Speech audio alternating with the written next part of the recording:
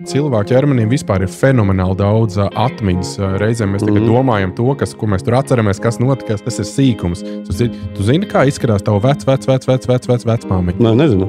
Neviens mēs nezinām, bet viņas deguns sēž tev uz sejas. Redz, ka cik ķermenim iekšā kāda mums ir atmiņa, ka visi mūsu kaut kādi ieradumi, ka mums ir visas mūsu kaut kādas fizioloģiskās iezīmes un tam līdzīgas. Viņas jau viss iet tālāk, un īstenībā, ka ķermenis ir viņai iekšā tik daudz atmiņas, cilvēki par to pat neaizdomājās. Un tur jau tā lieta, zin kā, es neesmu tāds vietas, un tu neesi tāds viens, un daudz, kas skatās, klausās, nav tāda viena. Man vesels telefona blociņš ir ar dažādiem vārdiem, sievietēm un vīriešiem ar domas svītru klubiņš. Es zinu, ko nozīmē klubiņš, ka ir zvanījuši, rakstījuši, runājuši par to visu pasākumu, bet kas mani tevi iespējams kādu vēl atšķir no, negribu dalīt kaut kādās tur, nezinu, sabiedrībās vai ko, ka es neesmu ar to, ka man nav labi.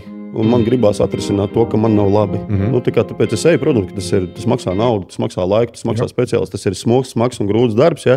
Bet vieglākais ir pēc tam uz mani vai uz tevi paskatīties un pateikt, ka tie ir kaut kādi, es nezinu, tur mīkstie pajoļi, ja? Kad ejiet strādāt vai saņematies un ko jūs tur čīkstat un visu laiku tur kladzinat apkārt par kaut kādām bābu izdomātām slimībām. Ja?